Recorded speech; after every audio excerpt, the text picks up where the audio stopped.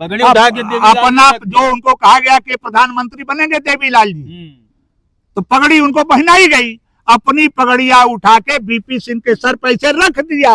अच्छा, तो इसका मतलब कि ये सौरभ द्विवेदी, क्या आपको लगता है कि ये झूठ जो है कि सौरभ द्विवेदी, चूंकि मंडल कमीशन बीपी सिंह जी ने लगाया है और ये लोग आज तक बीपी सिंह को बर्दाश्त नहीं कर पाए हैं। ये उन लोगों में से हैं जो रावण के वध के बाद राम को आज भी हत्यारा मानते हैं। उस परंपरा के कानकुब्ज ब्राह्मण की श्रेणी में आते हैं। वशिष्ठ परंपरा के ब्राह्मण नहीं हमके दिख रहे हैं। जो लोग मंडल कमीशन के खिलाफ, बीपी सिंह के खिलाफ एक देश में आंदोलन हुआ, विश्वविद्यालयों से लेकर सड़कों पर बीपी सिंह का पुतला फूंका जा रहा था, तो पुतला फूंकने वाले में रहे होंगे। और आज वह भड़ास निकाल रहे हैं कि एक बड़ा तबका मीडिया का कहता है कि मजबूरी में किया। बीपी सिंह ही केवल मंडल मसीहा है। उड़ीसा भवन में कोई बैठक नहीं हुई थी। तो आप ये कह रहे हैं कि जो सौरभ द्विवेदी ने कहा कि पिछड़ों के जो सांसद ज्यादा थे उनके दबाव में बीपी सिंह ने मंडल कमीशन लागू किया, क्या ये सही बात है कि गलत है? जी नहीं, मैंने पहले कहा है। आपके कहने का मतलब कि प्रधानमंत्री में ये साहस था कि प्रधानमंत्री बीपी सिंह ने लगाया, और जब देश की सड़कों पे पुतला फूंका जा रहा था, हमें लगता है सौरभ द्विवेदी जी उस समय हाई स्कूल इंटर में पढ़ते रहे होंगे, अब बहुत पढ़ते रहे होंगे तो बीए में रहे होंगे, ये बीपी सिंह का पुतला फूंकने वालों में सम्मिलित रहे होंगे। आज हम लोग बैठे हैं एक गंभीर मुद्दे पे, जिसमें इंडिया टुडे ग्रुप के एक डिजिटल चैनल पे कोडीन सिरप पे धनंजय सिंह के साथ इंटरव्यू कर रहे थे। उस चैनल के मुखिया बहुत बड़े पत्रकार हैं सौरभ द्विवेदी, उन्होंने इंटरव्यू में बीपी सिंह को लेकर कुछ कमेंट किया, उसी पे हम बातचीत करेंगे। नमस्कार, मेरा नाम राजेश है और आप देखना शुरू कर चुके हैं द वार्ता। हमारे साथ जो उस मुद्दे पे बातचीत करेंगे, एक प्रख्यात समाजवादी चिंतक, काशी हिंदू विश्वविद्यालय के पूर्व महामंत्री, जो उस समय बीपी सिंह की सरकार बन रही थी तो उस समय राजनीति में, भारत की राजनीति में सक्रिय थे। आज जो है एक राजनीतिक विचारक है, समाजवादी चिंतक हैं, और आप जो है असिस्टेंट प्रोफेसर रहे गोरखपुर विश्वविद्यालय में। तो हम उस मुद्दे पे इनसे बातचीत करेंगे और उनका हम पूरा का पूरा बयान कोट करते हैं अक्षरशः। इस देश में दो छत्रियों ने लोक डेमोक्रेटिक सिस्टम में, बीपी सिंह जी ने मंडल कमीशन लागू करके पिछड़ों को सबसे ज्यादा न्याय दिया, और दूसरा हायर एजुकेशन में अर्जुन सिंह जी ने दिया। जाते जाते चूंकि धनंजय जी ने जिक्र किया तो आपको बता दें कि विश्वनाथ प्रताप सिंह ने बतौर प्रधानमंत्री एक पॉलिटिकल क्राइसिस से बचने के लिए, पॉलिटिकल क्राइसिस जो उनके सामने प्रस्तुत की थी चौधरी देवीलाल ने, और इसी दिल्ली में बोट क्लब में वो एक रैली करने जा रहे थे, तब ये मंडल कमीशन की रिपोर्ट्स, जो कि जनता दल के चुनावी घोषणा पत्र का हिस्सा भी थी कि यदि हम सरकार में आए, और तब ये तय नहीं था कि प्रधानमंत्री कौन होगा, चंद्रशेखर जी होंगे, वीपी सिंह जी होंगे या कोई और होगा, चौधरी देवीलाल जी होंगे, तो कमीशन की रिपोर्ट्स लागू करेंगे। तब शरद यादव, रामविलास पासवान जैसे कई नेताओं की सलाह पर विश्वनाथ प्रताप सिंह ने ये कदम उठाया। तो कोई भी जो कदम है, ये बात बिल्कुल सही है कि अगर इस देश में कोई मंडल मसीहा हैं तो उनमें एक बड़ा नाम विश्वनाथ प्रताप सिंह राजा मांडा का है। लेकिन वो जिस सरकार की सदारत कर रहे थे, उस सरकार में पिछड़े वर्ग के सांसदों की संख्या ज़्यादा थी, और ये पहले से घोषित था कि अगर वो सत्ता में आए तो वो मंडल कमीशन की रिपोर्ट लागू करेंगे। उन्होंने, आधे राजनीतिक कमेंटेटर कहते हैं राजनीतिक साहस दिखाया, और आधे कहते हैं कि उनकी एक पॉलिटिकल मजबूरी थी, एक बड़ी पॉलिटिकल क्राइसिस। तो डेफिनेशन है जो अपने हिसाब से कर लें जी। लेकिन चुनाव, आपको ख्याल होगा, बीपी सिंह के चेहरे पे लड़ा गया था, किसी लालू और मुलायम सिंह के चेहरे पे नहीं लड़ा गया था। बीपी सिंह के चेहरे पे लड़ा गया था, लेकिन बीपी सिंह को प्रधानमंत्री पद का चेहरा घोषित नहीं किया गया था। हाँ, लेकिन चेहरा वही थे चुनाव का। वरना वो एक तरफ चंद्रशेखर जी, और जो उड़ीसा भवन में पूरा एक रात पहले, वो सब भी हमें आप तो तमाम जिंदगी चंद्रशेखर जी के करीब रहे, आपसे बेहतर कौन जानता है कैसे नाराज होकर चंद्रशेखर जी बाहर निकले थे सर। उड़ीसा भवन में चंद्रशेखर जी नाराज होके चले गए थे जब प्रधानमंत्री बनाने की बात आ रही थी। तो ये उनका मतलब उन्होंने कोट किया है। इस बयान पे हम जो है, हमारे साथ जो समाजवादी चिंतक बैठे हैं, जो बीएचयू के पूर्व महामंत्री डॉक्टर सुबेदार सिंह जी से हम जानेंगे कि आपका क्या बयान है, क्योंकि सच्चाई सामने आनी चाहिए। ऐसा न हो कि एक कोई बड़ा आदमी जो बात बोल दे वो इन्फ्लुएंस कर जाए और समाज में वही प्रतिष्ठित हो जाए। तो हमारा धर्म है जो पत्रकार के नाते कि सच्चाई सामने आनी चाहिए। तो आपका क्या कहना है इस मुद्दे पे? देखिए राजेश जी,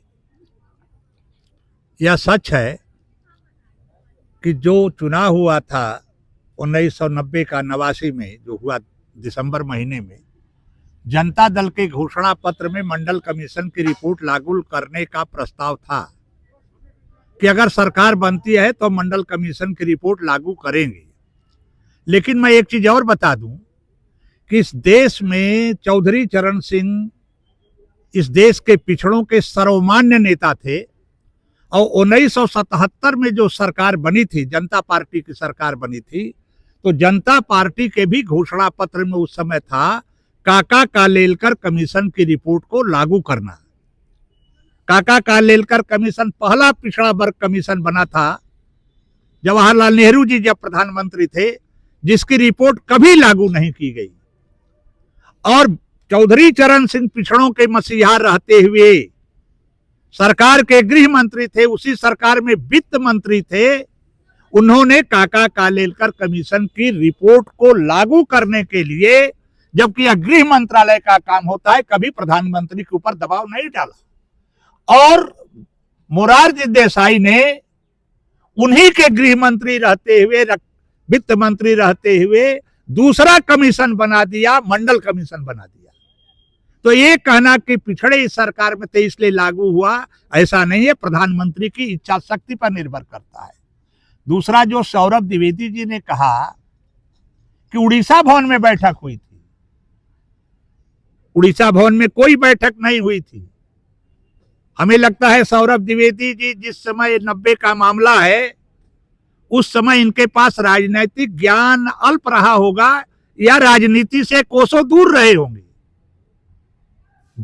चंद्रशेखर जी ने घोषणा कर दिया था कि जब भी संसदीय दल की बैठक होगी मैं बीपी सिंह के खिलाफ चुनाव लड़ूंगा। और स्वर्गीय राम जेठमलानी चंद्रशेखर जी के घर के सामने 3 साउथ एवेन्यू पर जाके धरना देने लगे कि आप चुनाव मत लड़िए। तो मैं एक ऐतिहासिक चीज बताऊंगा, जो बलिया से बाद में जो भदोही से सांसद बने भारतीय जनता पार्टी के कार्यकर्ता थे, बीरेंद्र सिंह मस्त जी ने राम जेठमलानी के ऊपर हमला कर दिया और राम जेठमलानी अपना जान बचाकर भागे। पत्रकारों ने पूछा चंद्रशेखर जी से, क्या हुआ है आपके यहाँ? तो उन्होंने कहा कि मैं अनाथ नहीं हूं, चुनाव लड़ना मेरा लोकतांत्रिक अधिकार है, चुनाव होता है तो मैं चुनाव लड़ूंगा, नेता दल का जब चुनाव होगा। और एक चीज रही कि 89 का चुनाव के हीरो बीपी सिंह थे। राजा नहीं फकीर है, देश की तकदीर है। जहां बीपी सिंह जानते थे वायुमंडल हिलने लगता था कि इस देश में परिवर्तन की कोई लहर चल रही है। बोफोर्स का मामला लेके चलते थे। बनारस का बेनिया का मैदान, काशी हिंदू विश्वविद्यालय का आर्ट्स कॉलेज का मैदान इसका गवाह है।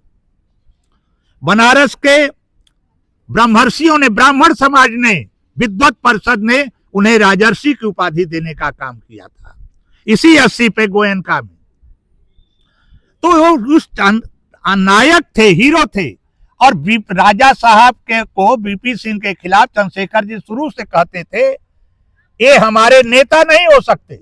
उनको नेता कभी नहीं चंद्रशेखर जी मानते थे। इसलिए उनके मन में यह भय था कि कहीं मैं 2 जगह से चुनाव लड़े थे चंद्रशेखर जी, बलिया से और बिहार की छपरा से। छपरा बलिया से ज्यादा सेफ सीट थी, दोनों जगह से जीते। बाद में उन्होंने छपरा से इस्तीफा दे दिया। संसद के अंदर बैठक हुई थी। सौरभ द्विवेदी जी को ये चीज जानकारी रखनी चाहिए।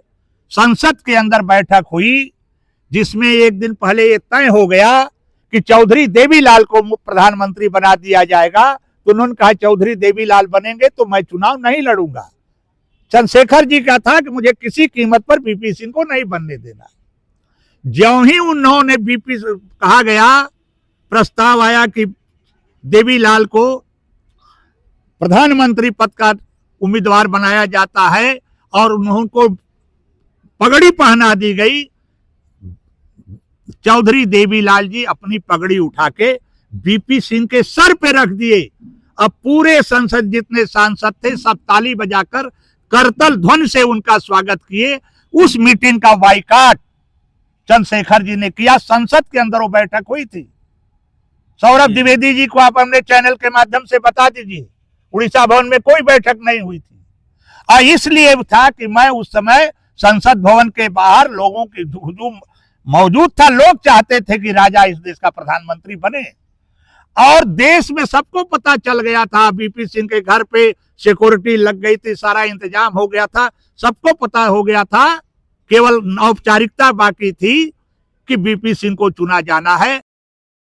जब वहां से चंद्रशेखर जी उनके साथ केवल एक सांसद वॉकआउट किया, सुबोध कांत सहाय, जो आज झारखंड के हैं, बाद में कांग्रेस में चले गए, मिनिस्टर भी थे। और उनके पीछे एक तीसरा व्यक्ति था, वशिष्ठ, डॉक्टर वशिष्ठ नारायण सिंह, बीएन सिंह। वो भी चंदौली के सांसद बन के अंदर घुस गए थे, इसलिए कि कैलाश यादव की प्लेन लेट हो गई थी, वो पहुंच ही नहीं पाए समय पर। मीटिंग खत्म होने के बाद वो पहुंचते हैं। तो कहिए, दो आदमी, एक सांसद एक गैर सांसद, जो इस समय दाढ़ी बनाकर विनोबा भावे के रूप में घूम रहे हैं, ये भी अंदर घुस गए थे। ये भी चश्मदीद गवाह थे उस मीटिंग की। तो मित्रों, एक चीज है कि उनको ये जानकारी नहीं थी, उड़ीसा भवन में कोई बैठक नहीं हुई थी। तो आप ये कह रहे हैं कि जो सौरभ द्विवेदी ने कहा कि पिछड़ों के जो सांसद ज्यादा थे, उनके दबाव में बीपी सिंह ने मंडल कमीशन लागू किया, क्या ये सही बात है कि गलत है? जी नहीं, जी नहीं। मैंने पहले कहा पिछड़ों के सांसद का नहीं, पिछड़ों के सर्वमान्य नेता चौधरी देवीलाल थे। अरे चौधरी चरण सिंह थे। 77 की सरकार में गृह मंत्री थे, मोरारजी देसाई प्रधानमंत्री थे। अगर यही होना होता तो काका कालेलकर कमीशन की रिपोर्ट 1977 में लागू क्यों नहीं हो गई? 3 साल सरकार चली, 77 से 80, 2.5 साल की वो सरकार थी, क्यों नहीं लागू हुई? आपका कहना गलत है। आपके कहने का मतलब कि प्रधानमंत्री में ये साहस था कि प्रधानमंत्री बीपी सिंह ने लगाया। और जब देश की सड़कों पे पुतला फूंका जा रहा था, हमें लगता है सौरभ द्विवेदी जी उस समय हाई स्कूल इंटर में पढ़ते रहे होंगे, अब बहुत पढ़ते रहे होंगे तो बीए में रहे होंगे। ये बीपी सिंह का पुतला फूंकने वालों में सम्मिलित रहे होंगे।